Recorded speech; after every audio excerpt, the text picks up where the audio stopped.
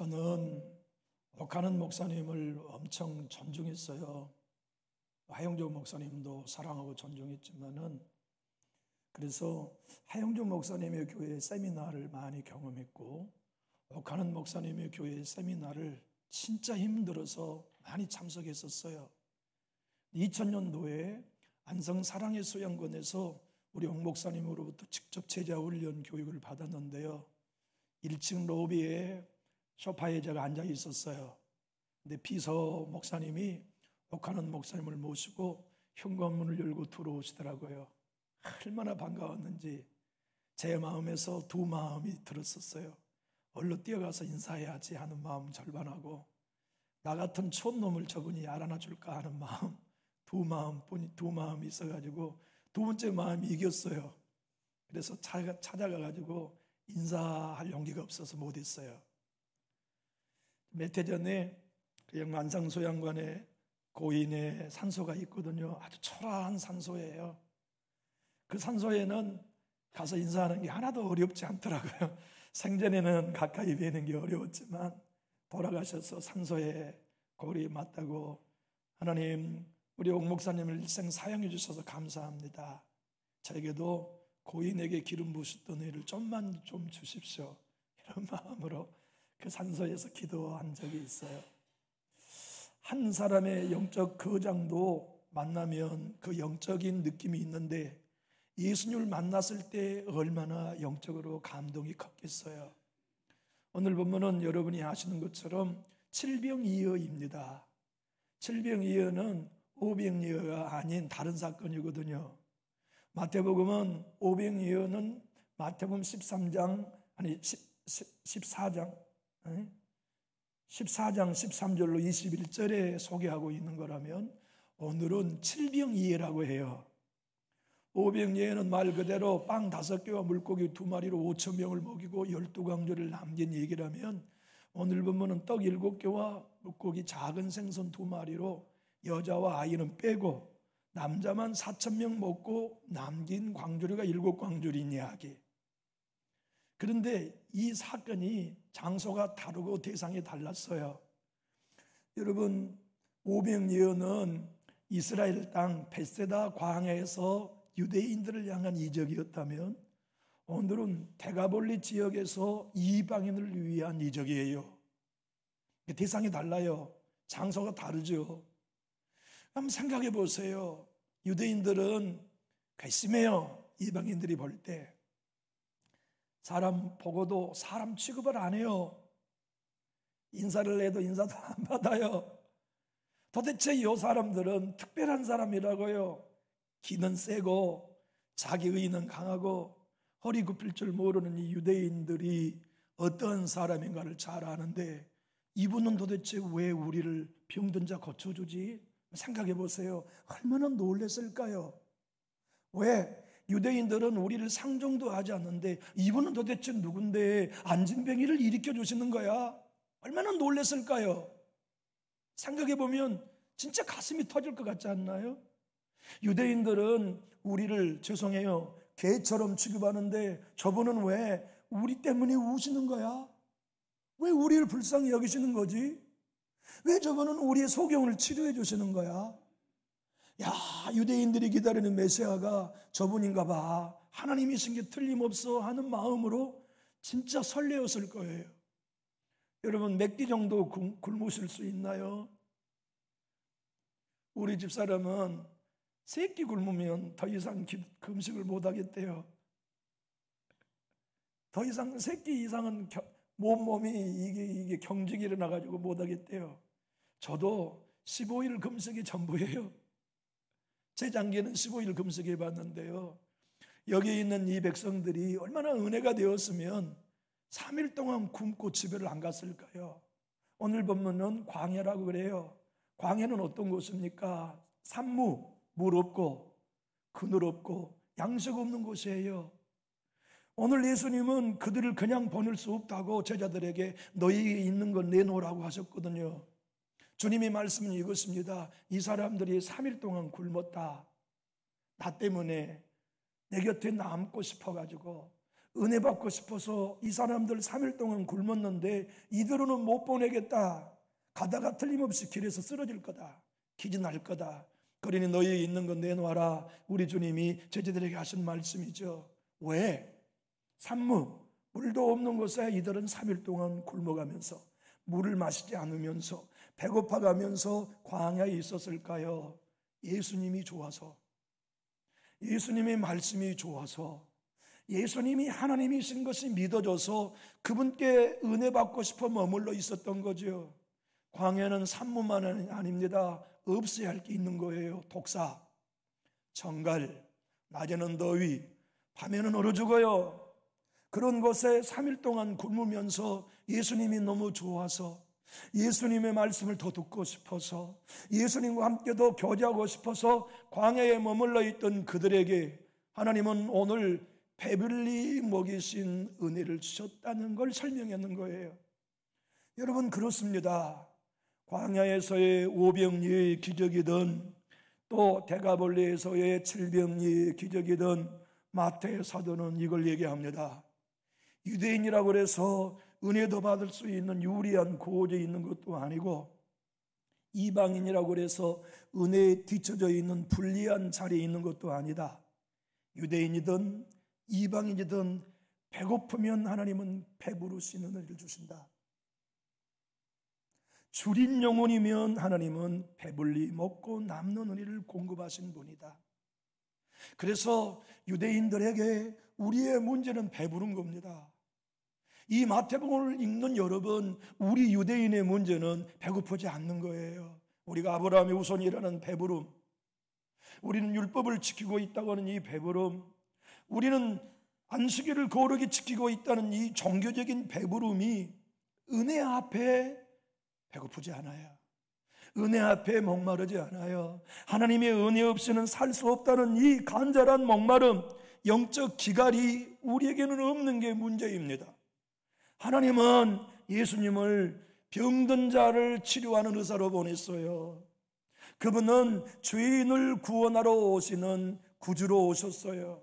그러니 여러분이 유대인이라고 해서 나는 예수가 필요하다는 목마름이 없다면 여러분들은 구원과 먼 사람입니다. 그걸 마태복음을 통하여 소개하고 있는 거예요. 여기 있는 여러분과 제가 마찬가지입니다. 우리가 하나님의 은혜 없이는 오늘 나는 못 삽니다 하는 목마름이 우리에게 필요해요. 주님이 도와주지 않으시면 내 가정은 내일이 없습니다는 고백이 우리에게 필요하다고요. 우리 교회에 하나님 도와주셔야 해요. 찬양 인도하시는 우리 인도자가 고백하신 것처럼 우리 아이들을 도와주셔야 해요. 우리 영유아분 은혜 주셔야 해요. 우리 유초등부 은혜 주셔야 하고 중고등부 은혜 주셔야 해요. 우리 교회 하나님 은혜 주셔야 해요. 난 못해요. 우린 못해요. 하나님 소낙비를 내려주셔야 하는 이 배고픔이 교회에 있다면 주님은 오늘 말씀합니다. 나는 그 교회를 배불리 먹고 7 광주리를 남기는 은혜의 하나님이다. 여러분의 가정 오늘 또 하나님의 은혜 많이 받고 7 광주 남는 가정 다 되시기를 예수님 이름으로 축복합니다. 우리 교회 저나 여러분이나 배고파서 하나님의 은혜 없이는 살 수 없다는 이 목마름, 사슴과 같이 이 기갈한 마음을 가지면 우리 교회 다 먹고도, 갑자기 마스크가 생각났는데, 다 먹고도 7 광주리가 남는 은혜를 주세요. 왜 하나님은 남게 하실까요? 필요한 사람에게 나누어준 인생 되게 하시려고. 제가 이따가 잊어버릴 것 같아서요, 설교 도중에 결례입니다만 광고를 드리겠어요. 제가 점심을 먹고 목양실에 잠깐 있는데 우리 찬이 아빠가 전화를 하셨어요.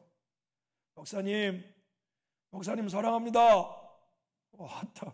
참말로 신자다우셔. 목사님, 저희가 남전육교회 마스크 10,000개를 좀 드려도 될까요? 주시면 감사하죠. 지금 내가 통백에 담아가지고요, 남전육교회를 가고 있으니까요, 건장한 사람 한 사람만 교회 앞에 세워주세요. 언제쯤 오시는데요? 10분 있다 갈게요.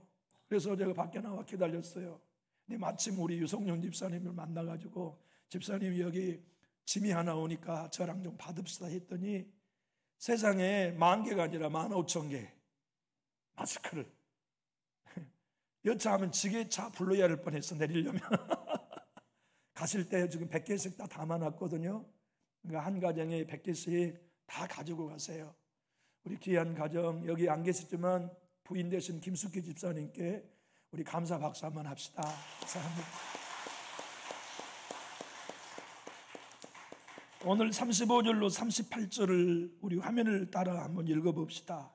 예수께서 무리에게 명하사 땅에 앉게 하시고 떡 7개와 그 생선을 가지사 축사하시고 떼어 제자들에게 주시니 제자들이 무리에게 주매 다 배불리 먹고 남는 조각을 7광주에 차게 거두었으며 먹는 자는 여자와 어린이 외에 4,000명이었더라. 그래서 이 사건을 칠병이어라고 불러요. 한번 생각해 보세요. 얼마나 이 사람들이 놀랬을까요? 아니 소경을 눈을 떠준 것만도 감사한데 안진병이를 일으켜 준 것만도 놀라운데 당신의 말씀 한 구절이라도 놓치지 않고 싶어서 이렇게 기다렸을 뿐인데 세상에 그 작은 것 가지고 우리 다 먹이고도 7광주리가 남았네. 얼마나 놀랬을까요? 여러분 우리가 예수님 따라 살아가면 놀랄 일 많아요. 주님이 내 가정 기적적인 방법으로 채워주신 거 놀라지 않을 수 없고 주님이 내 자녀들의 앞뒤를 먹고도 남음이 있는 광주로 채워주신 거 경험하면 놀라지 않을 수 없어요. 우리 교회 먹이고 입히고 채우며 그래도 7광주리가 남게 하신다는 게 얼마나 큰 놀랄 일입니까? 우리 교회와 여러분의 인생이 예수님 만나서 놀랄 일이 넘쳐나기를 주님의 이름으로 축복합니다. 우리가 예수님과 함께 동행하면 간증 끝나지 않아요. 얼마나 많은 사람이 옛날의 간증으로 끝납니까? 오늘 내 가정을 도우시며 채우신 하나님을 경험하지 못하고 30년 전, 40년 전, 20년 전 간증으로 끝나는 경우가 얼마나 많아요. 주님은 지금도 여상하신 분이에요. 여러분과 저에게 먹고도 남음이 있는 7광주를 주시고 다 배불리 먹고도 남게 하신 은혜의 하나님이라는 사실을 우리가 믿어야 해요. 그리고 그 하나님 만나야 되는데 오늘 마태 사도는 이렇게 얘기합니다. 우리도 배고프면 먹고 남는 은혜 얻을 수 있습니다. 사랑하는 형제들이여, 우리는 배부른 게 문제입니다. 우리는 주님 앞에 섰을 때 나는 목마른 사슴과 같아요. 하나님 은혜 안 주시면 오늘 못 삽니다. 내 삶은 하나님의 때를 따라 돕는 은혜 없이는 안 됩니다. 그 고백을 형제들이요, 아브라함의 후손들이요, 아브라함의 후손이라는 게 은혜로 여겨야지 자랑으로 여기면 우리 배불러 죽어요. 다윗의 후손이라는 우리의 신분이, 성전을 가지고 있다건 우리의 행운이, 율법을 가지고 있던 우리의 축복이 배부르면 안 돼요. 하나님, 나는 다윗 자손 예수가 필요합니다. 나는 오늘도 주님 내 영혼이 주리고 목마릅니다. 주님, 나는 아버지의 은혜를 청구할 값이 없습니다. 내 행위는 의로움이 아닙니다. 내 행위의 의로움은 오직 예수께서 이루어놓으신 십자가의 순종뿐입니다. 주님, 내가 예수 이름을 의지하오니 도와주십시오. 주님의 은혜를 내 가정에 주십시오. 우리 교회에 주십시오 하는 이 목마름이 우리 교회에 있다면 우리 교회 배불러요. 배부르고 남는 은혜 하나님이 채워주세요. 그분이 우리가 예배하는 남준육교회에 우리 하나님이 있습니다. 그런데 보세요, 마태 사도는 의도적으로 16장 1절을 한번 화면을 보고 읽어볼까요? 바리새인과 사두개인이 와서 예수를 시험하여 하늘로부터 오는 표적을 보이기를 청하니. 여러분 보세요, 이방인들은 배불리 먹고 남는 은혜를 경험하고 소경이 눈뜬 은혜를 받았어요. 이방인은 안진병이가 일어났어요. 이방인에는 이토록 놀라운 은혜가 있는데 유대인들 보세요, 예수 죽이려고 시험해요. 예수를 배척해요. 이유는 안 합니다. 배고프지 않아요. 목마르지 않아요. 자기 의의로 충만해요. 그래서 눈은 떴지만 영적인 소경이 유대인이었고, 말은 하지만 하나님과 영적인 대화를 할 수 없는 벙어리였으며, 성전을 드나들지만 하나님이 온전히 예배하는 영적인 일에는 안진병이었던 게 유대인의 영적 상태였음을 마태 사도는 깨닫게 복음서를 쓴 겁니다. 사랑하는 교우 여러분, 우리 예수님 앞에 걷는 게 어려운 영적 안진병이 되지 말고 언제든지 깊이 뛰어갈 수 있는 회복자가 다 될 수 있기를 예수님 이름으로 축복해요. 그 길은 배고파야 합니다. 자기 의가 없어야 해요. 자기 자랑이 없어야 해요. 내가 다른 사람 앞에 넉넉하다 그러는 거, 영적으로 자랑할 만한 게 아무것도 없다는 게 눈 떠야만 우리는 배부르게 주신 하나님의 은혜를 오늘 또 누릴 수 있어요. 오늘 32절을 화면을 보고 한번 읽어봅시다. 예수께서 제자들을 불러 이르시되 내가 무리를 불쌍히 여겨노라. 그들이 나와 함께 있은지 이미 사흘임에 먹을 것이 없도다. 길에서 기진할까 하여 굶겨 보내지 못하겠노라.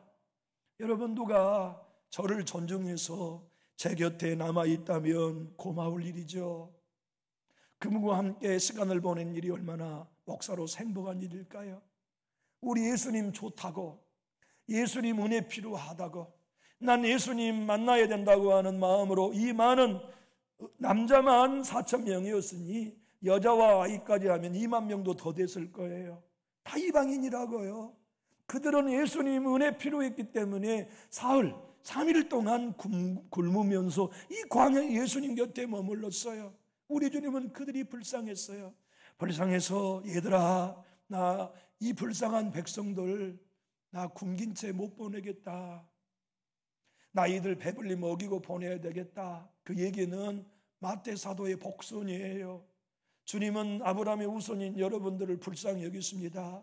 왠지 아세요? 여러분은 영적으로 배고픈 사람이거든요. 근데 여러분이 몰라요, 여러분 자신을. 아브라함의 후손이라고 자기로 충만한 우리는 지금 영적으로 정말 목마른 사람인데 우리는 그것을 몰라요. 그래서 우리 주님은 유대 이방인들만 불쌍히 여긴 게 아니라 영적인 눈을 뜨지 않는 우리 유대인들을 보고도 불쌍히 여기신 분이에요. 여러분, 우리 주님이 그래서 위대하신 분입니다. 주님 말씀대로 살지 않고 주님 뜻대로 반응하지 않고 교만한 이들 불쌍히 여겨주지 않으면 희망이 어디 있을까요? 주님은 이방인만 불쌍한 게 아닙니다. 마태 사도는 교회 안에 있으면서 은혜 받지 못한 너희를 주님은 불쌍히 여기신다. 성전 안에 있으면서 은혜 받지 않는 너희들을 불쌍히 여기신다. 말씀을 붙들고 있으면서 은혜 받지 못한 너희를 하나님은 불쌍히 여기신다. 우리 눈뜨자, 배고프자, 목마르자, 주님의 은혜 없이는 살 수 없다고 고백하자 하는 이 메시지를 우리는 듣게 되잖아요. 여러분, 유대인들이 기다리는 메시아는요, 우리를 책망한 메시아가 아니었어요. 그게 문제였던 겁니다. 우리가 기다리는 메시아는 우리 격려해주고 칭찬해주고 상줄 메시아를 기다렸어요. 근데 예수는 오자마자 입을 열 때 너희들 대단하다고 칭찬해주지 않으셨거든요. 도리어 책망하셨어요. 회개하라고 말이죠. 그러니 그들은 못마땅했던 겁니다. 예수님이 자기의 메시아, 자기들이 기다리는 메시아는 너희 대단해, 너희 헌신 대단해, 너희 충성 대단해라고 축복해 줄 메시아를 기다렸는데, 화면을 보고 마태복음 4장 17절 읽어볼까요? 이때부터 예수께서 비로소 전파 이르시되 회개하라, 천국이 가까이 왔느니라 하시더라 하는 말씀 때문에 속상한 거예요. 나처럼 좋은 신자 보고 회개하라고 그래? 나처럼 모범적인 그리스도, 나처럼 모범적인 유대인에게 회개하라고 하다니 이런 못쓸 것 봤나? 이렇게 된 거라고요. 여러분은 어떠시나요? 우리가 진짜 하나님의 은혜 안에 서서 복음으로 눈을 뜨게 되면 내 안에 선한 게 없다는 게 보여요. 나 괜찮은 신자, 그러면 이미 은혜에서 멀어진 겁니다. 나 영성이 사람, 영성 있는 사람, 택도 없는 소리 말아요. 영성이, 누가 영성이 있어요? 성령님이 우리 안에 역사하신 만큼이 영성이지 우리의 경건의 결과로 영성을 만들어낼 수 있는 게 아니에요. 그분이 우리의 삶을 도우시고 인도하시며 축복하시는 사실을 가지고 배고파요, 목말라요, 자랑할 것이 없어요. 때를 따라 돕는 은혜이신 예수님 이름 의지하고 십자가 외에는 자랑할 것이 없는 사람은 오늘 또 예배 시간에 목마릅니다. 주님, 성령으로 채워주지 않으면 나 허기집니다. 나 이 목마름으로는 세상 살 수 없습니다. 주님, 나 너무 내 영혼이 배고픕니다. 힘이 없습니다. 고난을 이겨낼 힘이 없습니다. 비난에 주저앉아있는 나 좀 보세요. 혹평 듣고 넘어져 있는 나 좀 보세요.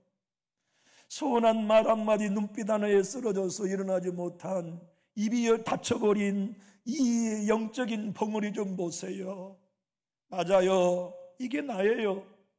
주님이 오늘 그래서 은혜 주시지 않으면 난 희망이 없어요. 주님은 목마른 자에게 은혜 주신다고 하셨죠. 줄인 자는 영혼을 채워주겠다고 하셨죠. 이 어려운 고난으로 내가 고백합니다. 보세요, 사랑 베풀고 은혜 베풀었는데 내 마음에 화살을 쏘잖아요. 나 이제 선행을 베풀기 이제 싫어요. 나 이제 사랑 베풀기 싫어요. 나도 이제 내 이름 위해서 내 자존심 지키며 살래요. 이렇게 쉽게 넘어진 나 좀 보세요. 하나님, 당신이 은혜 아니면 나는 희망이 없는 인생입니다. 이걸 깨달은 사람은요, 오늘도 주님 앞에 간절한 마음으로 배고파 은혜 주세요, 이게 된단 말이죠. 주님은 구약 전체에서와 신약 전체에서 이렇게 말씀합니다. 할례는 몸에 하는 거 아니다. 내가 난 지 8일 만에 아브라함의 후손으로 몸에 할례를 받았다고 해서 구원받는데 유리하지 않다. 은혜 받는데 외적인 증거가 전혀 유리하지 않다. 진짜 너희가 나로 인하여 구원받았다면 할례는 마음에 받아야 된다고 주님이 말씀하셨어요. 이건 신약 성경의 말씀이 아닙니다. 엑소도스, 출애굽을 한 백성들에게 하나님이 가장 먼저 하신 말씀이었어요. 우리 화면을 보고 신명기 10장 16절을 읽어봅시다. 시작. 그러므로 너희는 마음의 할례를 행하고 다시는 목을 곧게 하지 말라. 왜 이들이 목이 곧았을까요? 우리는 육체의 할례를 받았다고 하는 외적인 증거 때문에 교만했던 거예요. 주님은 구원받은 그 백성 광야에서 얘기합니다. 너희 내 앞에 목 곧게 하지 마라. 그 말은 교만하지 마라는 얘기예요. 하나님의 말씀 앞에 너희들 굳은 마음으로 반응하지 마라. 내 말씀 앞에 너희들 부드러운 마음으로 반응하고 은혜 받아야 된다. 그러려면 너희 마음 할례 받아야 된다. 굳은 거 다 베내고, 굳어있는 돌들 다 베내고, 어린아이의 살 것처럼 보들보들한 마음이 되어서 하나님의 말씀 앞에 은혜 받아라. 그래야 너희 산다. 이것이 구원받은 출애굽의 백성들에게 주신 말씀이었어요. 눈물의 선지자 에레미야를 통해 하나님이 말씀합니다. 이놈들아, 나는 너희를 심판해야만 돼. 너희 아브라함의 후손이라고 하는 너희들, 내가 마지막 진노의 때 다 너희들 내가 심판해야겠다. 이방인들, 애굽 사람들, 에돔 사람들, 암몬 자손들, 모압 사람들, 광야에 살던 모든 족속들, 그들은 자기 몸에 할례를 받지 못해서 내가 진노하겠지만 성전을 떠나던 너희는 마음의 할례를 받지 못해 내가 진노해야 되겠다. 우리 화면 에레미야 9장 25절로 26절을 읽어볼까요? 여호와의 말씀이니라. 보라, 날이 이르면 할례 받은 자와 할례 받지 못한 자를 내가 다 벌하리니. 왜 할례 받은 자와 할례 받지 못한 자를 똑같이 벌한다는 얘기입니까? 26절 때문이에요. 곧 애굽과 유다와 에돔과 암몬 자손과 모압과 및 광야에 살면서 살적을 깎은 자들에게라. 물은 모든 민족은 할례 받지 못하였고 이스라엘은 몸의 할례를 받았으나 마음의 할례를 받지 못하였기 때문에 내가 다 너희를 벌하겠다. 그래서 에레미야는 울었던 겁니다. 여러분, 몸의 할례가 할례가 아닙니다. 마음의 할례를 받아야 우리 살 수 있습니다. 하나님의 마음으로 외쳤던 거죠. 사도 바울은 이 복음을 알았기 때문에 로마서 2장 29절에 이렇게 외쳤습니다. 한번 읽어봅시다. 오직 이면적 유대인이 유대인이며 할례는 어디에 하라고요? 마음에 할지니. 마음에 할례 받은 사람은 배고파요. 자랑할 것이 없거든요. 마음의 할례를 받은 사람은 의에 주리고 목말라요, 애통해요. 하나님 제발 내 가정 도와주셔야 합니다. 내 자녀들의 앞길을 열어주셔야 합니다. 우리 교회 하나님의 은혜가 필요합니다. 우리에게는 방법이 없습니다. 주님 도와주십시오. 주님 도와주십시오. 여러분, 신앙이란 뭘까요? 신앙이란 생각하는 거라고 나는 생각해요. 신앙이란 내 감정을 분석해 보는 거예요. 내 마음에 지금 서운한 거, 이게 자아가 주는 건지 사탄이 주는 건지 분별하며 생각하는 게 신앙 아닐까요? 이재훈 목사님, 온누리 목사님은 책을 이렇게 썼습니다. 한번 따라 할까요? 생각을 생각한다. 그게 기독교인이라고 나는 생각해요. 내 생각을 생각해 보는 거요. 이게 성령으로부터 온 것인가? 내 생각을 생각하는 겁니다. 이게 내가 그리스도인으로 합당한 생각인가?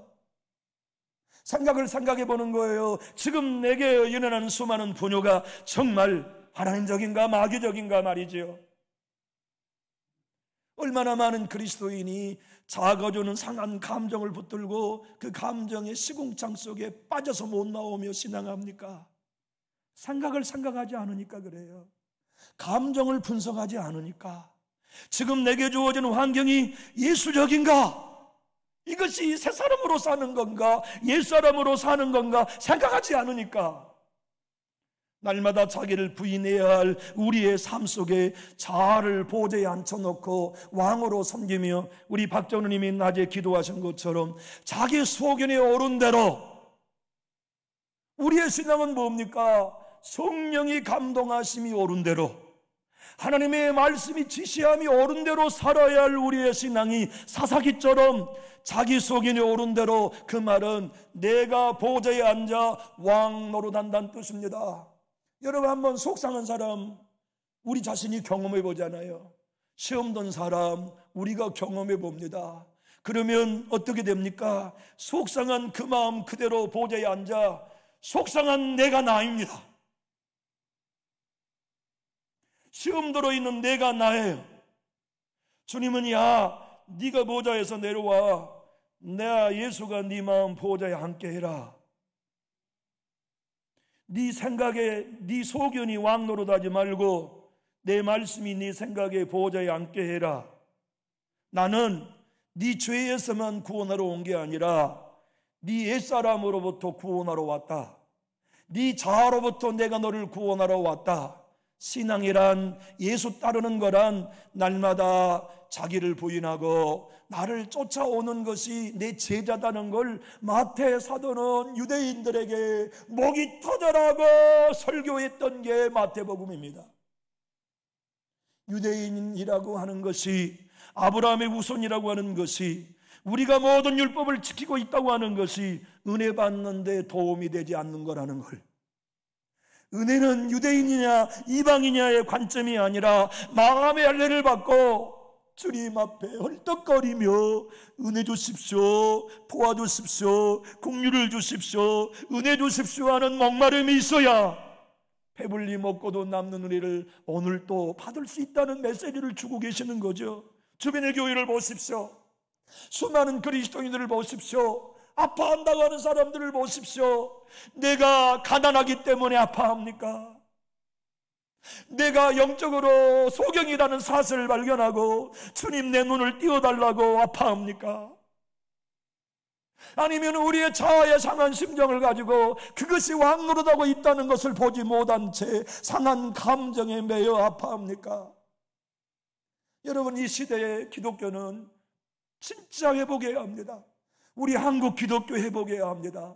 우리는 한국교회는 책임질 수 없지만 적어도 한국교회 이론 중에 남존육교회에 속한 우리만은 내 마음속 보좌에 내 상한 자아가 왕노릇한 데서 내려와서 예수님이 내 마음의 보좌의 왕으로 앉아가지고 야, 네 그 마음 내려놔, 내 마음 품어라 하신다면 아멘 한 여러분과 제가 될 수 있기를 주님의 이름으로 축복합니다.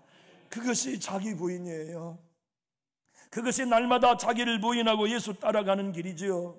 주님은 마태 사도를 통하여 유대인들에게 이렇게 선포하고 우리에게 말씀하셨어요. 마태복음 16장 24절 한번 읽어봅시다. 이에 예수께서 제자들에게 이르시되 누구든지 나를 따라오려거든 자기를 부인하고 자기 십자가를 지고 나를 따를 것이니라. 마틴 노이스 목사님은요, 산상설교집 상권에서 이렇게 얘기합니다. 주님이 누구든지 나를 따라오려거든 자기를 부인하라는 말씀은 자신에 대한 모든 권리와 자아에 대한 권리를 부인한다는 뜻입니다.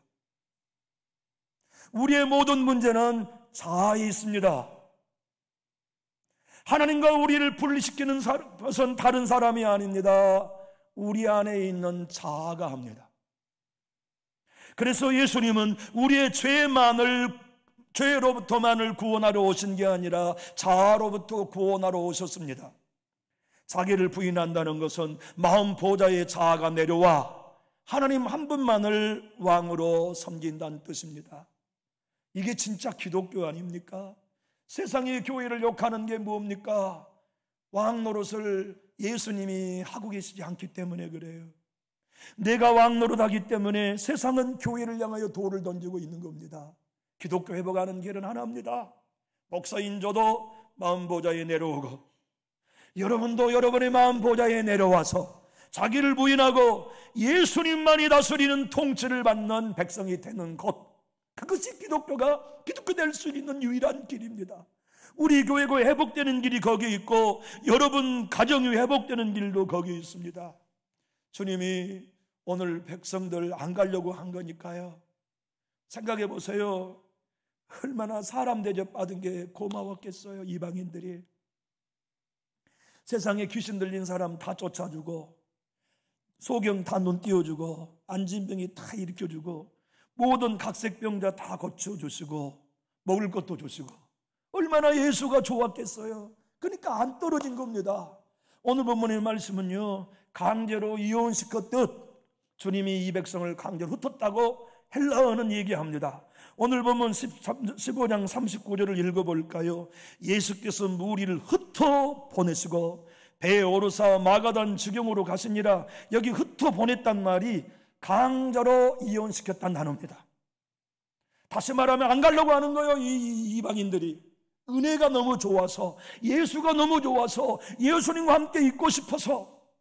우리 교회도 이 은혜 경험해서 주일이면 안 돌아가려고 더 모여서 주의 사랑 나누려고, 수요일 밤이면 예배 끝나고 안 돌아가려고, 주일학교는 이미 놀라고 안 돌아가려고 그러죠.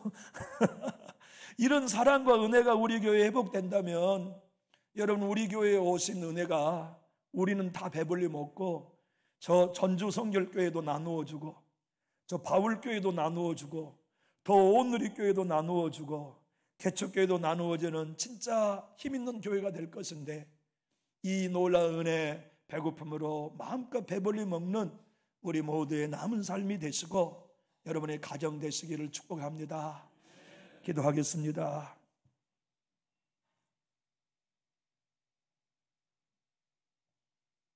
하나님 아버지, 남보다 먼저 믿은 것이 자랑이 아니요 은혜요, 남보다 먼저 세례받은 것이 공로가 아니라 은혜요, 남보다 먼저 교회 입교한 것이 공로가 아니라 은혜이며, 남보다 먼저 일꾼 된 것이 신앙의 업적이 아니라 은혜임을 주님, 우리는 머리로 압니다. 그리고 가슴으로 인정합니다. 나의 나된 것이 하나님의 은혜라는 고백을 성경 바울의 고백만이 아니라 우리의 거짓없는 고백이기도 합니다. 우리는 조국교회를 책임질 수는 없습니다. 조국교회를 산소 마스크를 씌워도 다시 소생시키는 일은 우리가 할 수는 없습니다. 그러나 우리 자신을 소생시키는 일은 주님께 엎드려 목마른 사슴처럼 우리가 갈망하며 소원하오니 살려주시옵소서. 우리 가정을 회복시키고 남전지교회가 살아나는 일만은 우리는 내버려둘 수 없는 소원입니다. 도와주십시오. 배고픕니다. 목마릅니다. 우리 힘으로 할 수 없사오니 주 예수님이여 배불리 먹이시고 다른 사람에게도 나누어 줄 수 있는 은혜로 우리 교회 채워 주시옵소서. 주님께서 허락하시는 이 놀라운 약속을 바라보며 우리 모두가 자기를 부인하는 영의 눈을 뜨게 해주시옵소서. 정말 십자가에 내가 죽고 예수로 사는 복음이 실제가 되게 해주시고, 모든 성도들이 상한 심령이 올 때마다, 시험거리가 왔다고 느낄 때마다 그것에 매몰되지 아니하고 상처를 생각하고 생각을 생각하며, 아하, 내가 자아의 종으로 살고 있구나, 내 마음에 자아가 보좌에 앉아 왕노릇하고 있구나, 이것을 깨닫고 부인하면서 예수님을 마음 보좌의 왕으로 섬기는 복된 신앙인들로 삼아 주시옵소서. 예수님 이름으로 축복하고 기도하옵나이다. 아멘.